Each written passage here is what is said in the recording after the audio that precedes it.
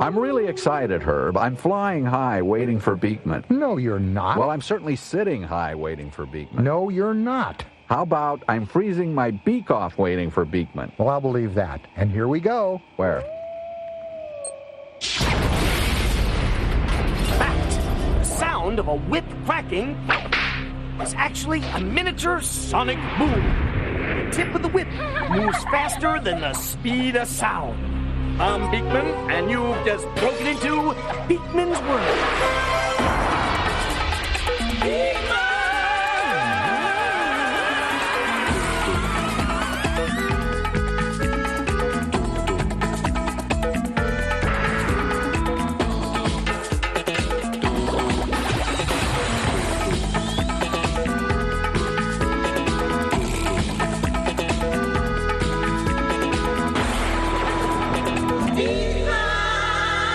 Sit back. It's Beakman time. Yeah, well, I could leave the nose on if that's what you like. I'm afraid you have the wrong number. I'll call you back.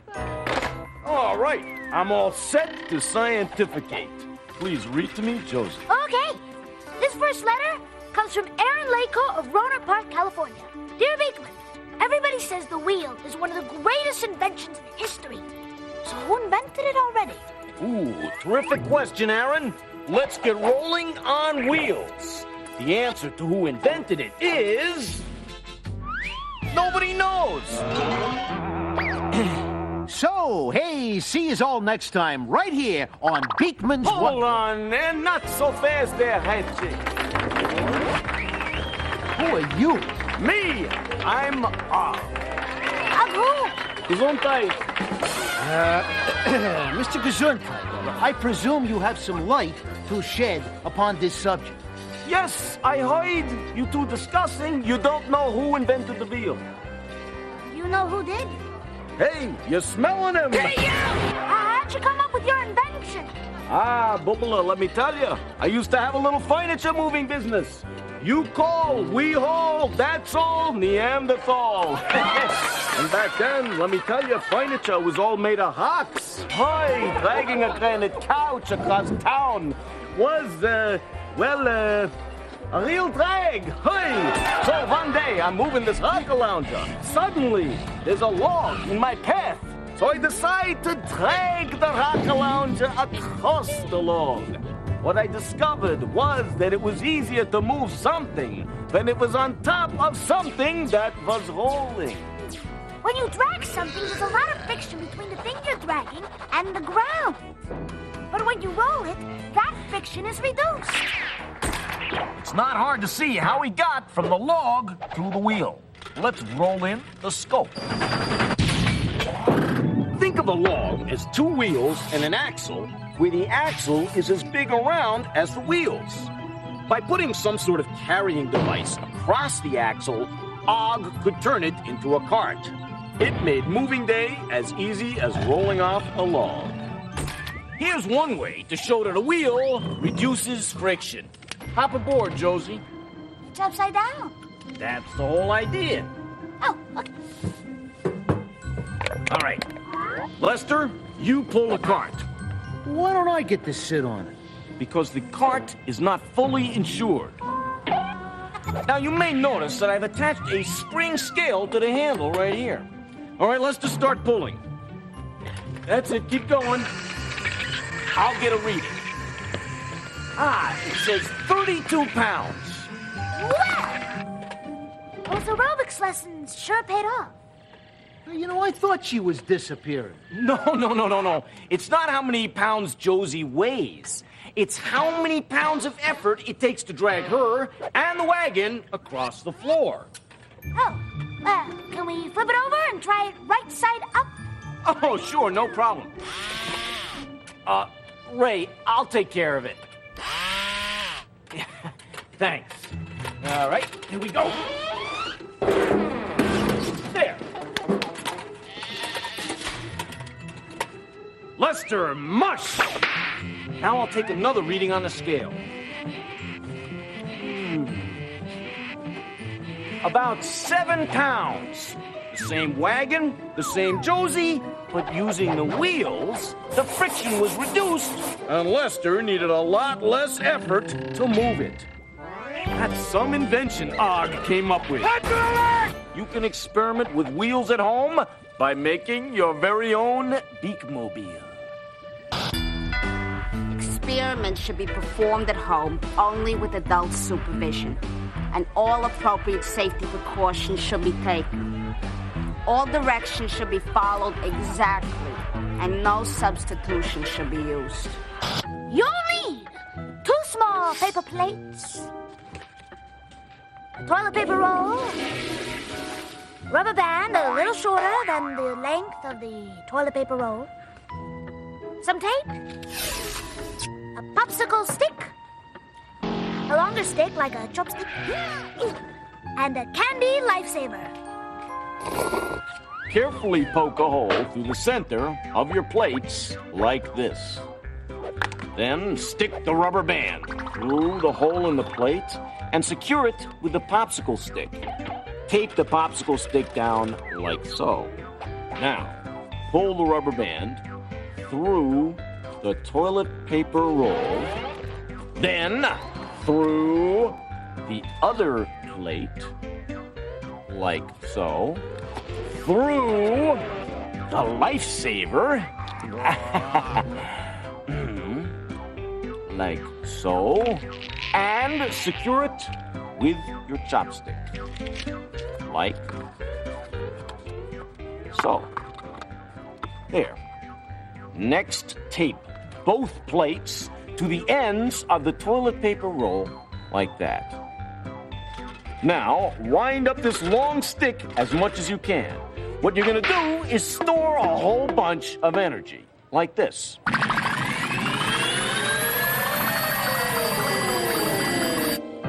Set her down on the ground, and when you let go, that stored up energy will come out of storage, turn the wheels, and your Beakmobile will really kick beak.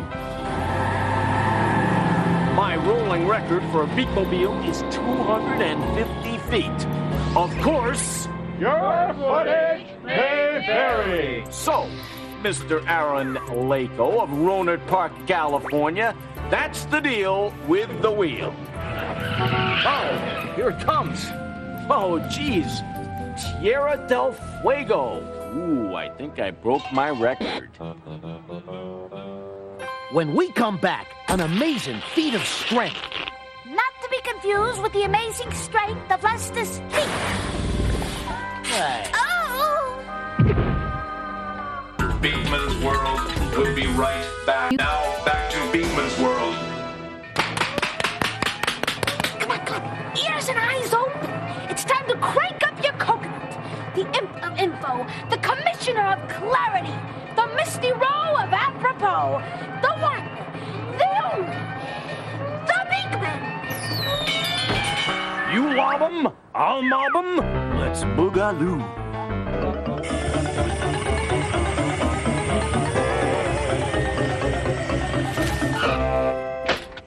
Don't make me come out of here. Question, does every state have a motto? Answer? No. Alaska does not have an official state motto. Oh, well, then let's think of one. How about Alaska, the I can't feel my feet anymore state? Catchy, Lester. But how about Alaska, the yummy blubber state? How about the red ear state? How's about answering another question, state? What creature has the biggest eyes? Elizabeth Taylor? Not the prettiest, the biggest. Answer? The giant squid. Its eyes are bigger than dinner plates. How about the where all the food is frozen state? How about the upper one state? How about the frozen snot state? Sorry. Won't happen again. Question, is it true hummingbirds can't walk? No, but it is true they can't hum. How about Alaska, to save yourself, I can't go on state? How about who's playing the castanets? Whoops, it's my teeth state. Think she really wants us to stop? I don't know. Alaska.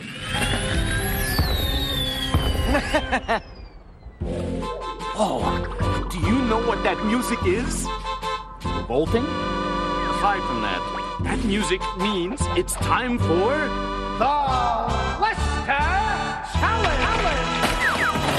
Isn't this supposed to be the Beakman Challenge? Au contraire, mon frère. It's whoever says it first. Oh, that seems fair. Hot dog, Lester. It's your turn to muster the strength to humiliate me. And I do it with great relish. I challenge you to tear this phone book in half with your bare hands. Hey, no problemo. Oh, Bruno. Wait a minute! What are you doing? Well, you said to use your bare hands. This is my bear, and these are his hands. Not your bare hands. Your bare hands. Okay, I took a shot. Thanks, Bruno. Scram. All right, here goes.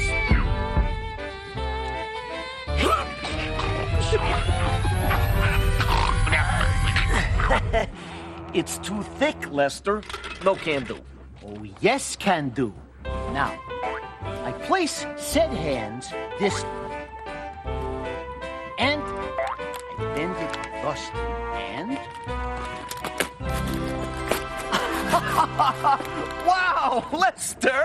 How did you do that? Oh, it takes a little virility, a touch of manliness, a smidge of bravado, and just a soupçon of machismo. I learned it from my grandma. That's my grand rat. I have a hunch there's more science there than strength. Nope, no science whatsoever. Or Ray, let your fingers do the replaying.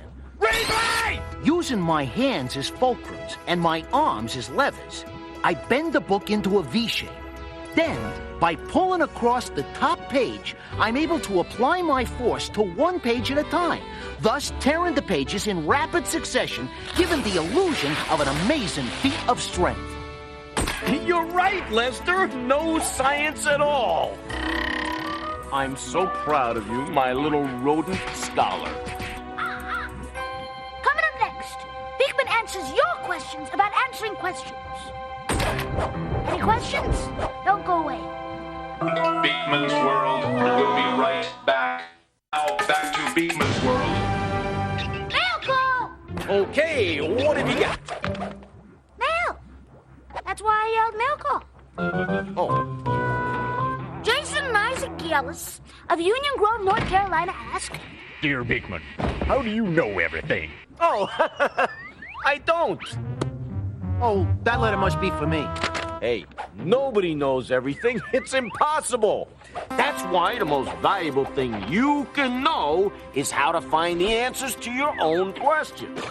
Josie, what's something you would like to know? wow! I get to ask a question? Yeah. Oh, I better make it a good one. Why do 4th of July fireworks explode in so many different colors? Oh, I have absolutely no idea. Well, then, why are you so happy? Because what I do know is how to find things out. All right, the topic is answering questions, and here are the steps. Josie, if you please. All right. First, formulate a precise question. Hey, we've done that. What is it again, Josie? Why do 4th of July fireworks explode in so many different colors? Excellent query and unusual exit. Once you have your question, it is time to turn to home resources, which can include... Take it, Josie. A dictionary and the proper alphabetical volume of the encyclopedia. Lester, look up fireworks in the dictionary, please. The dictionary just says what they are, but it doesn't explain why they turn colors. Josie, you have the F volume of the encyclopedia. See if you can find fireworks in there. is fireworks. Let's see how they work. What's that? You say you don't have an encyclopedia at home? Time to hit another book. The phone book. Bada bing, bada ring. Step 3, the phone. If you're going to use the phone, make sure you have permission. Then figure out who needs to know the answer to your question to do their job. A fireworks manufacturer? Bada bang! That's a great start. Look up fireworks in the phone book, will you, Josie?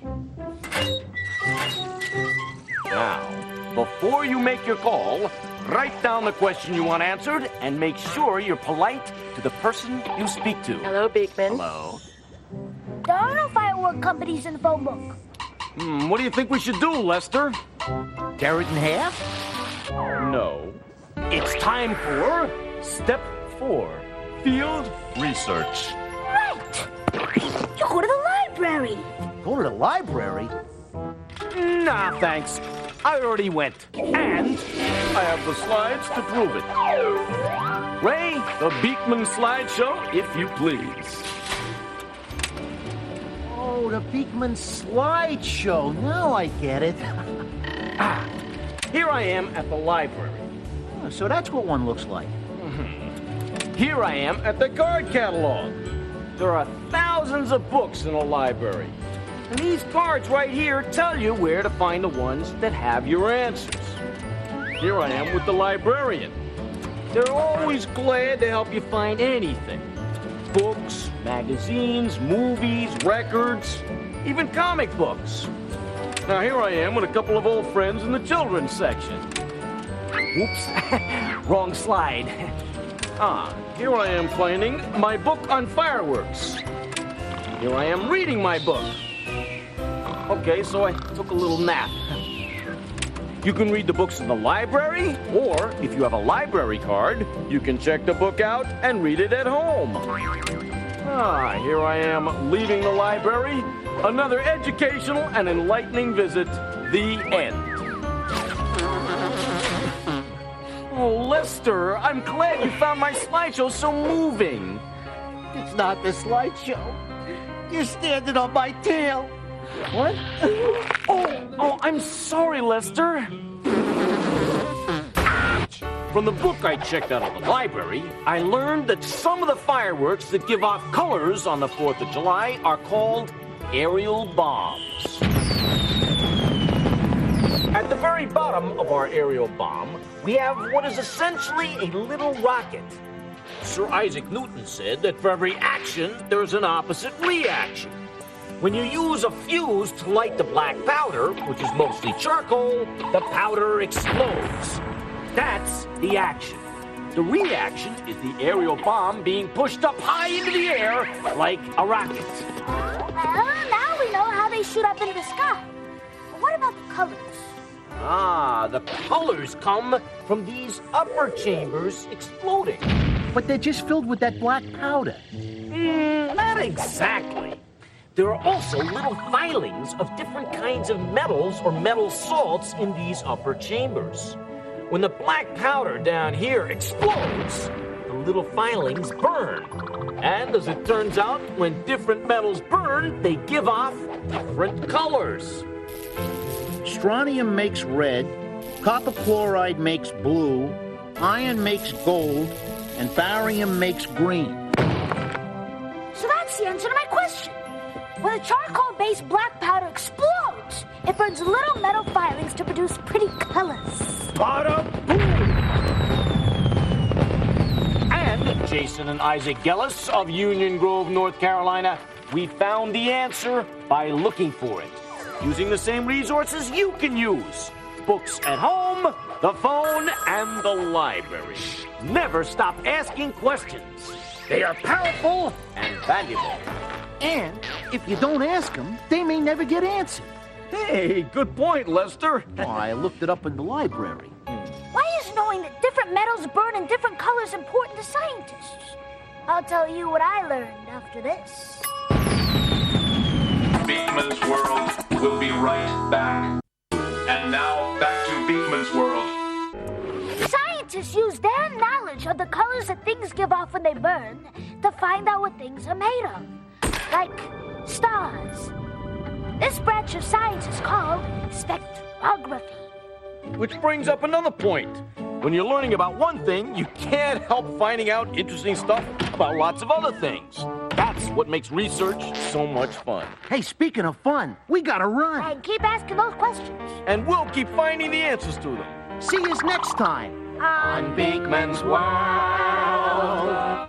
There you go, Don. Now we know everything there is to know about finding our own answers. Well, that's terrible, Herb. What's terrible? Well, if we can find answers ourselves, we won't need to watch Beakman anymore. Oh, come on. We don't have a phone, we don't have a fax, and the nearest library's 5,000 miles away. Then how do we find out answers? We keep watching Beakman's World. Sure beats watching celebrity octopus wrestling. Almost. Beakman!